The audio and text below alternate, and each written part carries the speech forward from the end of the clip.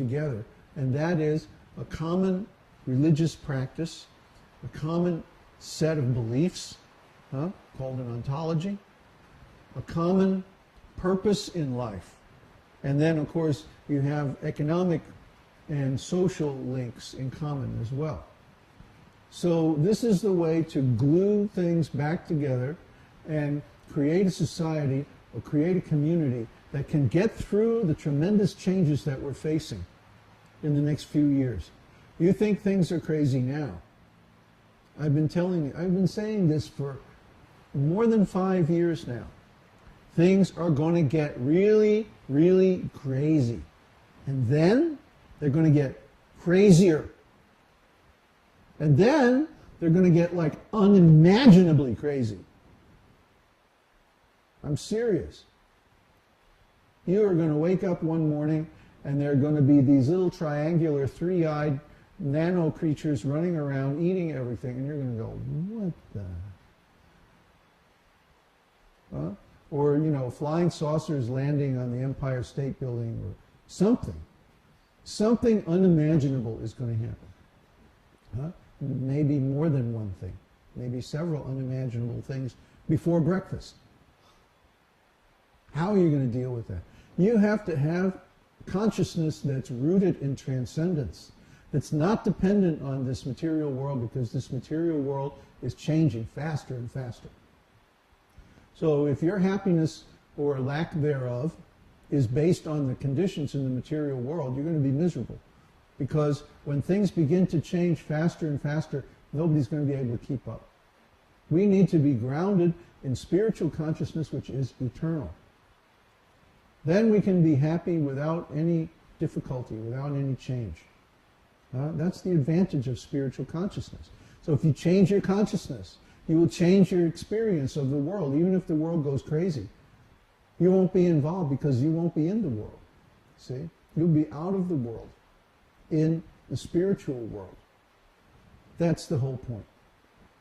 The people who are engaged in spiritual consciousness, even if they're not fully enlightened, fully self-realized, they still have a tremendous advantage over the people who aren't engaged in such practices. And when things get really tough, really difficult, you will be much better off than the average person. So you'll have a much better chance of surviving, of getting through this without major problems. So our cure for the current crisis is you become spiritually conscious and you build a community of people who are spiritually conscious. Get together. Together we're much stronger. Just like if you take a stick, you can easily snap it. But if you take a bunch of sticks and wrap them with cord together, you can't break it no matter how hard you try. There's strength in numbers, especially when people have a coherent philosophy that they hold in common. And what could be more coherent than the esoteric teaching? It's completely consistent, completely transcendental, completely logical, completely provable. Like we say again and again, you don't need faith. You don't need faith to be a student of the esoteric teaching, because, just like Christina posted this morning on the Kurukshetra forum, as soon as you put it into practice, you start getting these wonderful spiritual experiences. So you put it into practice and you get those spiritual experiences, and this confirms the method. You don't need faith. It's scientific. You go into the laboratory of your own consciousness and do the experiment, and you'll get the result. So you can bring more people into this practice, into this community, by sharing your own experiences with them, just by being friends with them. You can help them. You can actually be like an assistant guru. Okay? We want everybody to become gurus someday, all of our students. The way you do that is by helping others. Learn how to do it now, and then you can spend your whole life and get tremendous spiritual credit. Because every time somebody accepts a spiritual instruction from you, you get the credit. And then you get advancement from that. Huh? So help us out here and we'll all benefit. How many people do we have? Huh? 13? 14 again? That's great. That's great. I want to see especially all the students of our university courses attending the Sunday Satsang live if possible.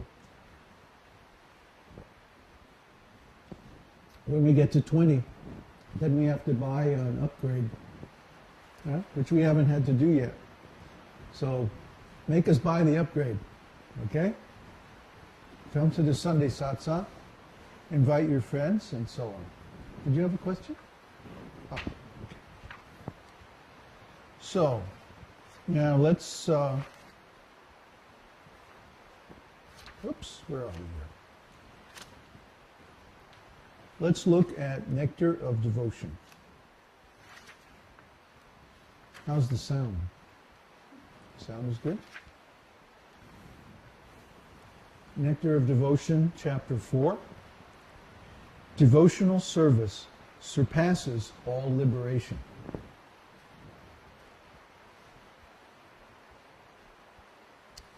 I hope you went back and listened to the audio, because I'm not going to go through the text. I'm just going to comment on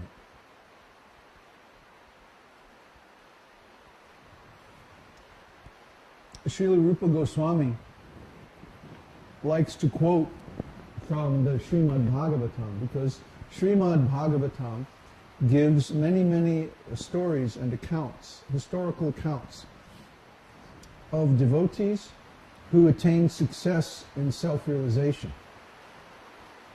Oh, it's really raining hard. Self-realization is a great science, and it takes many years to implement it completely. But when you do, the results are incomparable.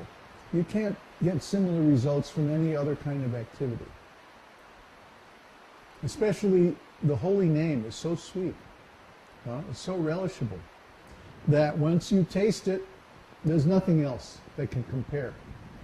So Srila Rupa Goswami quotes an old description from the story of Maharaj Prithu, where he says, I can't properly relish the sweetness of the holy name with one tongue and one pair of ears. The holy name is unlimited, but my ability to chant it is very limited. So please, my Lord, give me millions of tongues and millions of ears so that I can relish your holy name properly. I mean, just like if there's a whole lake, like here there's a very beautiful lake. It's big, several kilometers wide and long.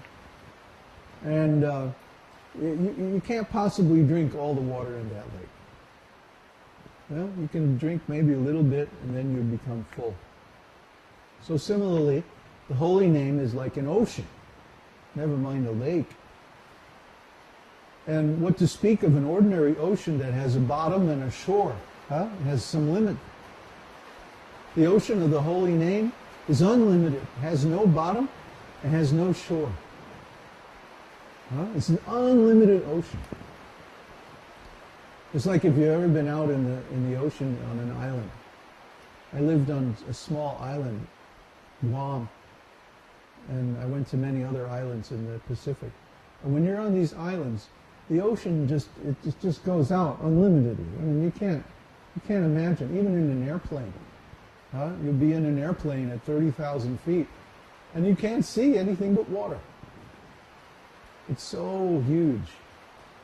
In fact, it's pretty obvious when you're out there that the earth is round. Because the horizon is the same distance in every direction. And you know you came from someplace over the horizon. So, I mean, it's really not a big deal to think that the earth is round. How could they ever think that it was flat? Really, that's my question. Huh? They must have been really stupid people.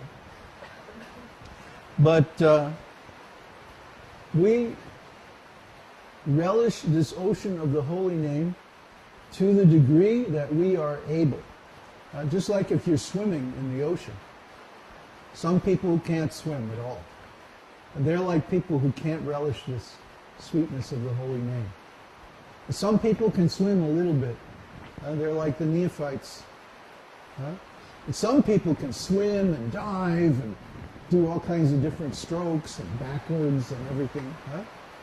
They're like the expert devotees, the advanced devotees who are expert in relishing the beauty of this transcendental holy name of God. Man, it's really coming down. I don't know if you can hear this.